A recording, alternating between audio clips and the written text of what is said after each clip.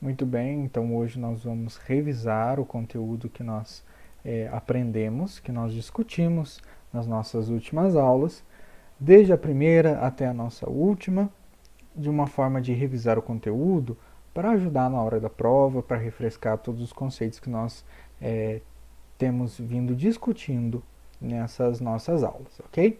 Então nós começamos com o conceito, a diferenciação dos conceitos de calor e temperatura.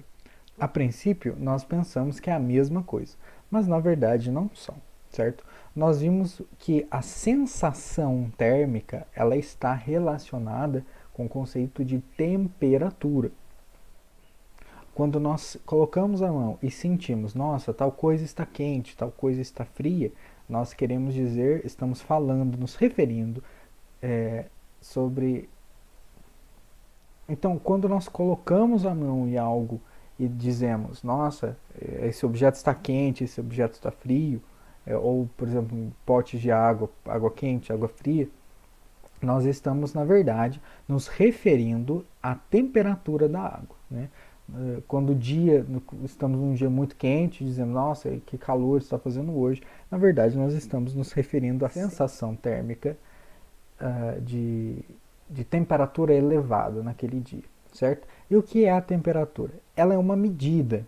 E o que ela mede? O grau de agitação das partículas. Se as partículas estão muito agitadas, a temperatura é alta. Se elas estão pouco agitadas, a temperatura é baixa, ok? Lembrem-se daquela simulação que nós usamos nessa aula. E calor? Ora, calor não é a mesma coisa que temperatura. O calor ele está relacionado com a energia que é transportado de um lugar para outro.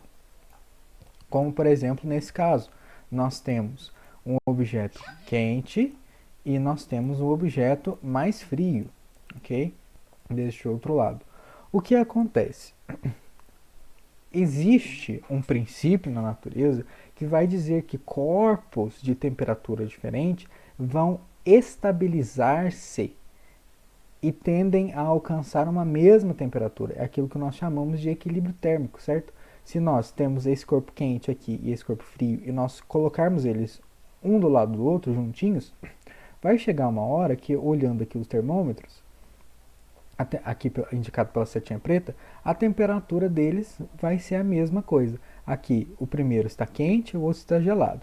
Quando nós colocamos eles em contato, a temperatura deles estabiliza até eles encontrarem a mesma temperatura, ou seja, alcançarem o equilíbrio térmico, certo? Como que é feito isso? Através da transferência de energia do corpo mais quente para o corpo mais frio. Então, o corpo mais quente vai transferir o seu calor para o corpo mais frio. E como assim? Ele vai transferir energia para o corpo mais frio e essa energia que está sendo transportada sai do corpo quente e vai para o frio, nós chamamos de calor. Sempre vai do corpo quente para o corpo mais frio, certo? E essa energia de trânsito nós chamamos de calor, ok? Então essa é a diferença. É bem grande a diferença entre calor e temperatura. Isso só vai acontecer, o calor só vai fluir de um corpo para o outro quando nós tivermos diferença de temperatura, certo? Então, três coisas importantes para lembrar do calor. É uma energia que sai de um corpo mais quente para o corpo mais frio. Só acontece se tiver diferença de temperatura e depois da troca de calor, os corpos alcançam o equilíbrio térmico, ficando a mesma temperatura. E nós temos três formas de transportar o calor de um lugar para o outro: condução, irradiação e convecção, certo? Nós estudamos os três. Nesse caso, nós vamos falar da condução. É aquele experimento que nós vimos com o vídeo, né? Que tinha um tubo aqui metálico com gotinhas de cera de vela grudadas aqui ao longo da haste. E quando a gente coloca uma vela aqui de um lado, essa região vai ficar mais quente, essa região da haste vai ficar mais quente. E a outra região vai ficar mais, aliás, está mais fria do que essa parte que está com a vela. Então aqui está quente, essa região da haste está quente, essa região da haste está fria. O que acontece? À medida que o tempo passa, nós vemos que essas bolinhas de cera, elas acabam derretendo e caindo. Por quê? Porque o calor flui da região mais quente para a região mais fria. Como ele faz isso? Através da barra, através da própria barra. O calor flui através da barra, certo? Então nós podemos dizer que a barra está conduzindo o calor de um lado para o outro. O calor está sendo conduzido pela barra, ok? E o que acontece? Como isso está acontecendo? Aqui na região quente, nós temos partículas muito agitadas. E aqui na região fria, nós temos partículas pouco agitadas. Essa agitação, por meio de colisão, vai sendo transferida de uma muito agitada para outra menos agitada. Okay? É como se fossem crianças num parquinho, onde uma está totalmente agitada e acaba contagiando as outras crianças. Okay? Mas tem uma diferença muito importante. As partículas não saem do lugar. Ok? As partículas não saem do lugar. O que é transferido é essa vibração, essa temperatura que vai aumentando para lá, porque o calor está sendo transferido de uma região para outra. Ok? E ocorre geralmente nos sólidos. Então, nós temos 3 características. Condução ocorre nos sólidos. A energia passa de partícula para outra, de uma partícula para outra, ou seja, sem sair do lugar, certo? E não existe deslocamento de matéria. Então, vamos lá. Condução ocorre nos sólidos. A energia passa de uma partícula para outra e não existe deslocamento de matéria. As partículas não saem do lugar. Ok? Muito bem. Então, até trouxe aquele exemplo desse aerogel. Isso, aerogel é o nome dessa plaquinha aqui, que é uma plaquinha super porosa, mas feita de um material que faz formar, né, como se fosse uma esponja cheia de buraquinhos que tem ar ou algum outro gás, que é extremamente péssimo condutor térmico, certo? Então, além de nós termos materiais que conduzem calor, nós temos materiais que conduzem bem e materiais que conduzem mal, certo? Alumínio conduz muito bem calor. Então, se você coloca o garfo no fogo, na panela, aliás, o garfo no fogo, você rapidamente queima sua mão, porque o calor vai fluir através do garfo até a sua mão e você vai queimá-la. Mas o aerogel, como nós estamos mostrando aqui, ele é um péssimo condutor de calor. Ele é um péssimo condutor de calor. Então acontece que mesmo com uma chama aqui, né, com um gás, a gás aqui embaixo, a flor não se queima, nem murcha. E aqui nós nem conseguimos acender ou queimar os palitos de fósforo, mesmo com a chama aqui embaixo. De tão péssimo condutor que ele é. Ok? A outra forma é a radiação.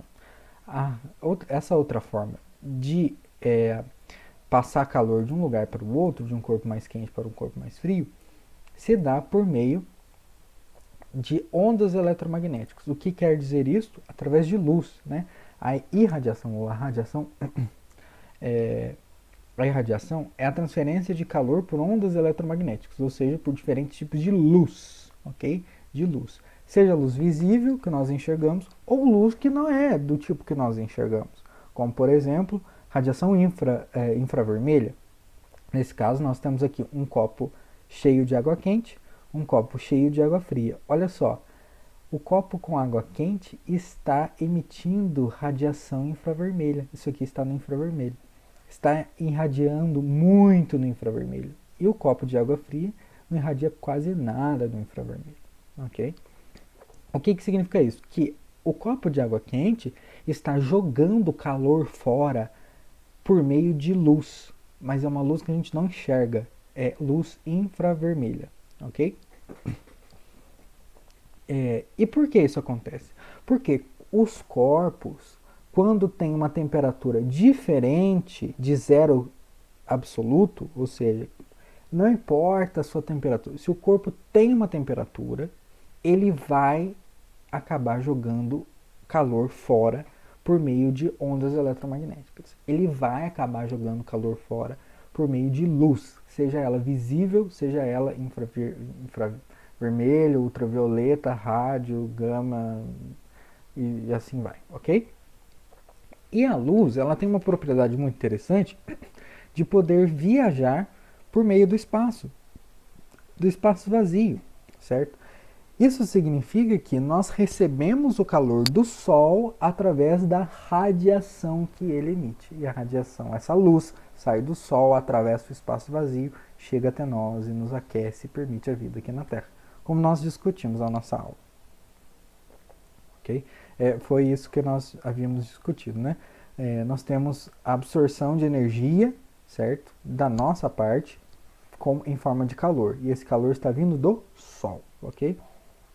Só é possível termos vida aqui na Terra porque a Terra e nós, né, consequentemente, absorvemos a energia que vem do Sol e que vem em forma de luz, elevando a nossa temperatura.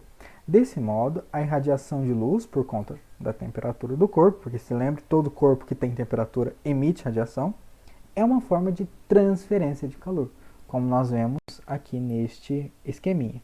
Um corpo que tem temperatura, então ele vai emitir radiação, ele vai jogar calor fora, energia transportada em forma de radiação, ou seja, de luz, e essa luz vai acabar sendo absorvida por um outro corpo, no caso aqui, quem emite é o Sol, quem absorve somos nós aqui na Terra, absorção que vai resultar num aumento de temperatura. Nós temos a terceira forma também, que é a convecção, ok? Então nós vimos a condução, que é em sólidos, o calor é transportado de partícula para partícula e precisa de um meio material. Nós vimos a radiação, que acontece por meio da luz, não precisa de meio material para se propagar, ok? Por meio da luz e radiação. Por meio da luz, não precisa de meio material para se propagar, porque a luz consegue viajar no espaço vazio. É o caso que acontece com a Terra e o Sol. Okay? É por isso que nós, quando chegamos a mão perto da brasa, a nossa mão se aquece. Okay? Agora nós temos a convecção. A convecção é quando o calor é transportado pelas partículas que saem de onde elas estão e vão para o outro lugar. Okay? Então as partículas quentes saem daquele lugar que elas estão e vão para outro lugar. É como acontece dentro de uma panela ou uma caneca que está com água. Essa água está sendo aquecida pelo fogo, como nesse exemplo. A água aqui embaixo quente sobe e acaba levando o calor para essa região mais fria. Chegando aqui, ela esfria e desce. A água fria aqui de cima acaba descendo e esquenta aqui de novo e sobe e acaba formando esses loops, né? Esse movimento de massas. Então, uma característica da convecção é que, além dela ser transportada pelas partículas, ao contrário da condução, que as partículas ficam paradas, aqui o calor é transportado pelas partículas que saem de onde elas estão, nós temos um movimento de massas, ok? E esse movimento de massas são as correntes de convecção, né? Então, uma característica muito importante da convecção é a formação dessas correntes de convecção. Essas partículas que saem de um lugar e vão para o outro. Que vai do lugar quente para o lugar mais frio. Né? É esse fluxo de massas, né, que transportam calor, que sobem, descem, se aquecem e se esfriam. Então, pensa. A gente precisa de uma massa de partícula que consegue sair de um lugar e ir para o outro. Então, a convecção só vai acontecer em fluidos, ou seja, líquidos e gases. Então vamos lá, 3 coisas importantes da convecção.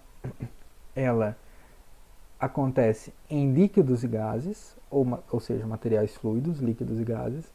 Ela acontece com o movimento de partículas que vai de um lugar para o outro, certo? E nós temos então as correntes de convecção, que são esses fluxos, né? Esse fluxo de massa. Que é isso que está mostrando aqui, nesse exemplo, certo? E é o que nós conseguimos ver nesse vídeo aqui. Aqui nós conseguimos ver se formando as células de Bernard, mas que são nada mais, nada menos que as correntes de convecção, olha só. ela subindo da parte de baixo que está mais quente e descendo e fazendo todo esse movimento. E olha que interessante, essas correntes de convecção que vão explicar a aparência granulada do Sol. Então, na verdade, essas regiões aqui mais claras e mais escuras são explicadas pela convecção. Existe convecção acontecendo no Sol, né, nessa camada convectiva, nas camadas superiores do Sol, como nós discutimos na aula. Okay? Então é o mesmo fenômeno físico que acontece na panela que está com água fervente, acontece também no Sol. Só lá? Não, nós também vimos vários exemplos, como acontecendo no manto da Terra, causando o movimento das placas tectônicas e a deriva continental. Nós vimos que acontece isso também na geladeira, e por isso que muitas geladeiras possuem prateleiras com grade. Nós vimos que acontece também no funcionamento do ar-condicionado, que precisa da corrente de convecção para resfriar o lugar. Nós vimos também exemplo de aves que utilizam das correntes de convecção para pegar carona e subir mais alto no céu. Okay? Essas correntes ascendentes, né, a ave pega carona e consegue chegar em regiões altas do céu. Ok? Bom, aqui nós terminamos então a nossa revisão. Façam as atividades da semana 6, façam todos os exercícios e estudem bem para a prova. Não se esqueçam das atividades complementares que temos que fazer e a nossa prova será na sexta. Está muito fácil. Quem conseguiu fazer os exercícios da semana consegue tranquilamente também fazer a prova. Podem ficar tranquilos. Estou disponível para responder todas as perguntas que vocês tiverem. É só entrar em contato comigo, ok? Então, tenham todos bons estudos.